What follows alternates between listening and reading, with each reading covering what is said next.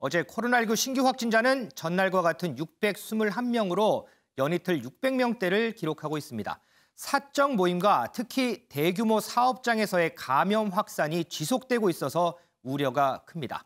이런 가운데 현재 사회적 거리두기가 완화되면서 대부분 업종이 가게 문을 열고 있고요. 이 결혼식장과 장례식장의 인원 제한도 완화된 상태입니다. 하지만요, 비슷한 가족 모임인 돌잔치에 대해서는 집합금지 조치가 유지되고 있어서 업계 반발이 크다고 합니다. 관련 리포트 먼저 보고 얘기 나누겠습니다. 200명이 들어갈 수 있는 뷔페 식당이 점심시간인데도 썰렁합니다.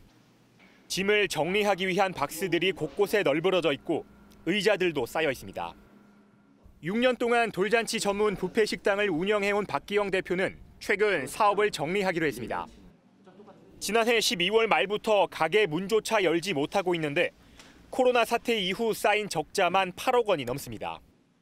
미치겠죠. 솔직히 얘기해서 죽고 싶죠. 코로나 때문에 한 방에 날아가는 것도 웃기지만 돌잔치만 푹 찍어가지고 못하게 하고. 정부가 사회적 거리두기를 완화하면서 그동안 영업이 금지됐던 유흥업소도 밤 10시까지 문을 열 수 있게 됐습니다. 결혼식, 장례식의 행사 인원 역시 수도권은 100명, 비수도권은 500명 미만으로 조정됐습니다. 하지만 결혼식과 식사 방식이 유사하고 가족을 중심으로 모인다는 것도 비슷한 돌잔치는 금지한다는 것에 업계는 분통을 터뜨리고 있습니다. 거기에다 직계 가족의 5인 이상 모임은 허용하는 상황에서 돌잔치는 제한하다 보니 현장의 혼란도 커지는 상황입니다. 웨딩홀은 공적 모임입니까? 유흥업소는 공적 모임입니까? 돌잔치 전문점은 아무런 근거 없이 영업 중단이 지금 계속되고 있습니다.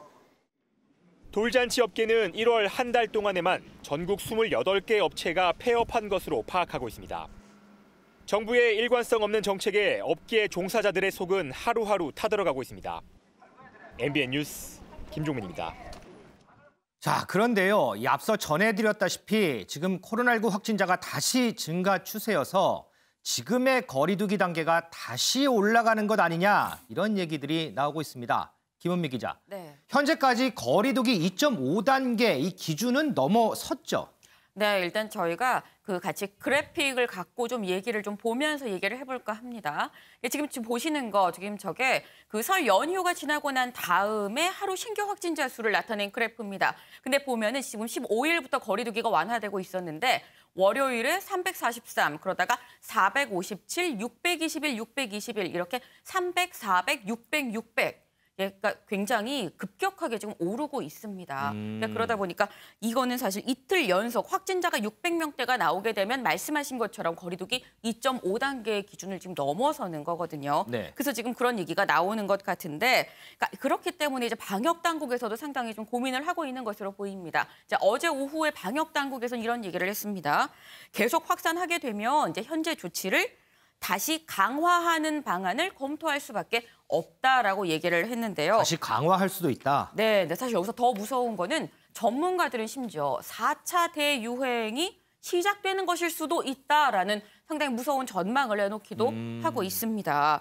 근데 사실 이게 특별한 대책이 없는 상태에서 확진자 수가 갑자기 줄진 않을 거고 지금 현재 환자는 늘기만 하기 마련 아니냐라는 이런 얘기인 건데요. 그러니까 어제도 저희가 말씀드렸지만 이 환자가 늘어나는 거 공장 집단 감염 상당히 좀 위험한 상황입니다. 네. 예, 어제 저희가 남양주 플라스틱 공장 얘기하고 산업단지이기 때문에 59개의 입주 업체 그리고 1,200여 개의 1,200여 명의 직원들 지금 전수조사를 할 거다라고 얘기를 드렸었는데 이 전수조사 결과가 아직 나오진 않았습니다. 근데 전수조사 결과 나오지 않았지만 그 플라스틱 공장 한 곳에서 오늘 오전 5명의 추가 확진자가 나왔는데 4명은 해당 공장의 직원입니다. 근데 5명 중에 1명은 그 옆에 있는 다른 공장 직원으로 확인이 됐습니다. 네, 때문에 아직 전수조사 내용이 나오진 않았습니다만 이게 다른 공장으로도 충분히 확산될 우려가 있다고 볼 수 있겠습니다. 그러면 그 공장도 어쨌든 결과 나오는 걸 봐서 또 다시 또 검사하고 이렇게 해야 되지 않나요? 사실 이게 지금 1,200여 명을 일괄해서 지금 다 전수조사를 하고 있는 것이기 때문에 네. 만약에 해당 공장에서 나온다고 한다면 이제 공장 직원이 아닌 공장 직원의 가족들 그 주변으로 약간 이 검사 영역을 좀 넓혀야 되겠죠. 자, 이런 상황에서요. 다음 주부터 본격적으로 졸업식 시즌이 시작이 됩니다. 지금 5인 이상 사적 모임 금지 조치는 계속해서 시행되고 있죠. 그렇기 때문에 지금 이런 상황에서 친구들하고 그러면 졸업식장에서 사진도 못 찍나요? 하는 궁금증이 많습니다. 윤지영 기자, 네. 사진 못 찍어요? 네, 답부터 말씀을 드리면 사진 촬영이 가능합니다. 아, 찍을 수는 있어요? 네, 졸업사진을 찍는 행위는 5명 이상이 모여서 그 사진을 찍는 순간에만 마스크를 벗고 사진을 찍는 게 가능한데요. 네. 보건복지부는 어제 브리핑을 통해서 학교에서 함께 졸업사진을 찍는 행위는 규제 대상인 사적 모임으로 해석하기는 어렵다고 판단한다라고 밝혔습니다. 네. 그러니까 사진을 찍기 전까지는 마스크를 쓰고 있다가 사진을 찍는 순간에 잠깐 마스크를 벗고 사진을 찍고 나서 다시 마스크를 착용한다면 5명 이상 모여서 사진을 찍을 수 있다는 거죠. 다만 이 사진을 찍는 순간에 마스크를 벗은 상태에서 구호를 외치거나 대화를 나누는 행위 등은 할 수 없게 되고요. 또 졸업식 이후에 뒤풀이 하시는 분들이 굉장히 많은데 이 뒤풀이는 가급적 피하고 또 이 뒤풀이 때 5명 이상이 모이게 되면 이건 역시 규제 대상이기 때문에 이 모임은 금지된다는 점 꼭 명심하셔야 할 것 같습니다. 그러면 이제 졸업식 갔는데 이제 친구들이 6명이 있어요. 네. 야, 일로 와봐. 빨리 사진 찍자. 그러면서 서서 이제 마스크 잠깐 벗고 사진 찍고 자, 사진 찍었으니까 마스크 빨리 쓰자. 이러면은 가능하다는 그렇죠. 거군요. 그럼 그때 근데 사진 찍을 때 김치, 뭐 화이팅 뭐 이런 거는 안 된다. 네, 맞습니다. 자, 이 단체 사진 관련해서요. 또 논란들이 좀 있습니다. 한번 살펴보도록 하죠. 국민의힘 서울시장 예비 후보들이 어제 첫 토론회를 가졌는데요. 그런데 여기서 찍은 사진이 논란이 되고 있습니다. 바로 이 사진인데 이동석 기자. 네. 이 사진이 왜 논란이 되는 거예요? 일단 국민의힘 서울시장 예비 후보들의 방역 수칙 논란 위반이 현재 도마 위에 오른 상태입니다. 그제 열린 첫 토론회였죠. 국민의힘 지도부를 포함한 예비 후보들이 저렇게 단체 사진을 찍은 건데요.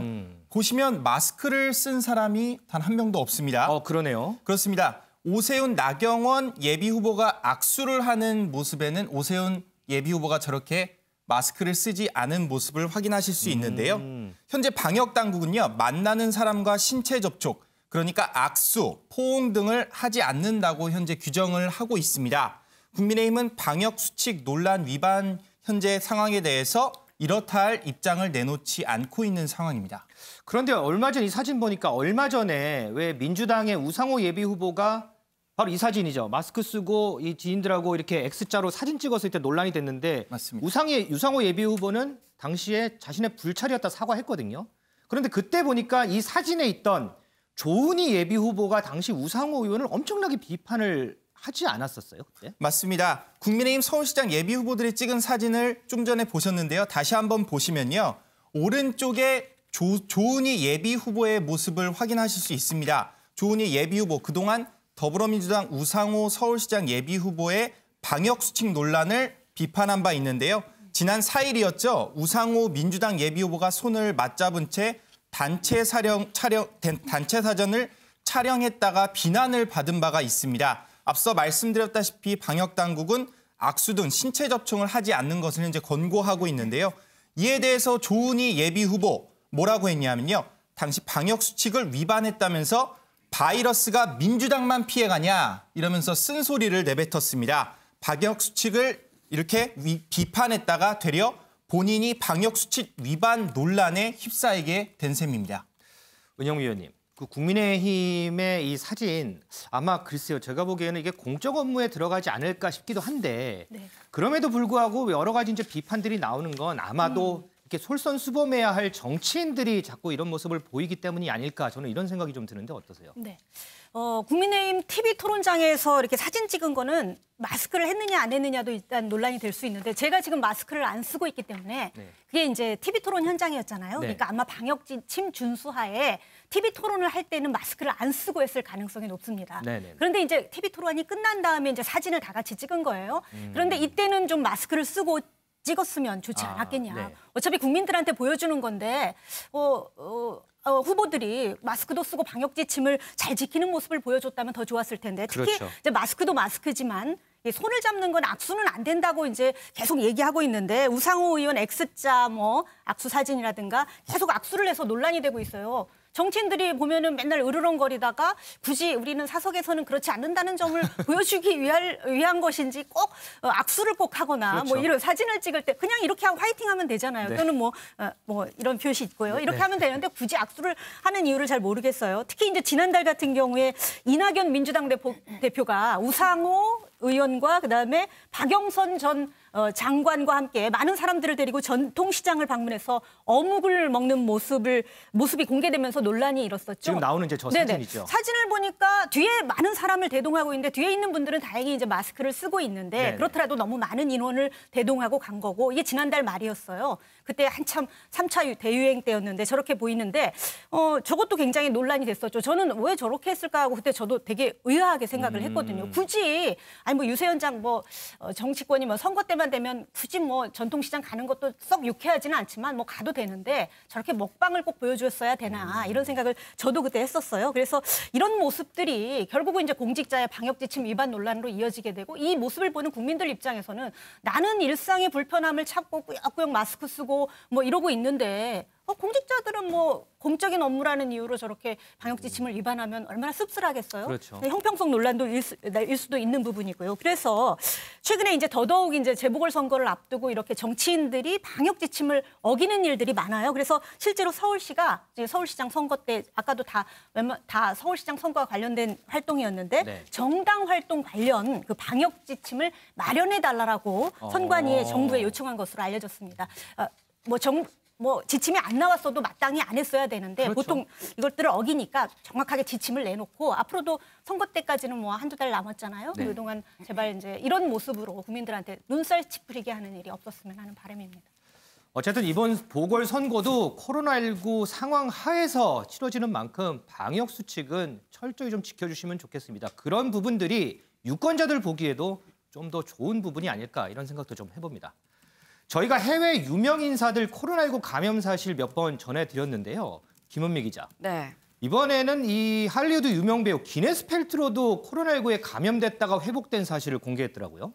네, 맞습니다. 기네스 펠트로가 이제 자신의 그 웹사이트에 직접 자신이 이제 내가 작년에 이 코로나19가 상당히 확산이 됐었을 당시에 사실은 코로나19에 걸렸었다라는 내용의 글을 자기가 직접 올렸습니다. 네. 그러니까 사실 그 뒤늦게 고백을 한 건데 걸렸을 때 뭐 너무 피곤하고 그리고 사실 뭐 머리가 멍해지고 집중이 잘 안 됐었다라는 이런 내용을 같이 올렸는데요. 근데 저희가 지금 주목을 하는 이유는 완치된 이후에 자신의 이 건강 관리를 김치로 하고 있다라고 얘기를 했습니다. 김치를 먹으면서 건강 관리를 했다고요? 네, 사실 김치 종류가 정말 많잖아요. 네. 근데 김태일은 건 무슨 김치 좋아하세요? 저는 뭐 가장 노멀한 배추김치 좋아하죠. 네, 노멀한 거 좋아하실 것 같았어요. 네, 근데 이 기네스 펠트로는 무김치를 좋아한다고 합니다. 무김치요? 네, 그러니까 이 무김치, 그러니까 기네스 펠트로의 원래 식습관이 설탕이랑 알코올을 많이 자제하는 그런 식습관을 갖고 있는데 네. 이 무김치, 설탕을 넣지 않은 무김치가 참 좋더라 이런 내용을 올렸어요. 무김치면 뭐 깍두기, 뭐 총각김치 이런 거 얘기하는 건가요? 그렇죠. 아. 근데 사실 이 무김치라는 게 이제 뭐 주부님들은 다 많이 아실 거예요.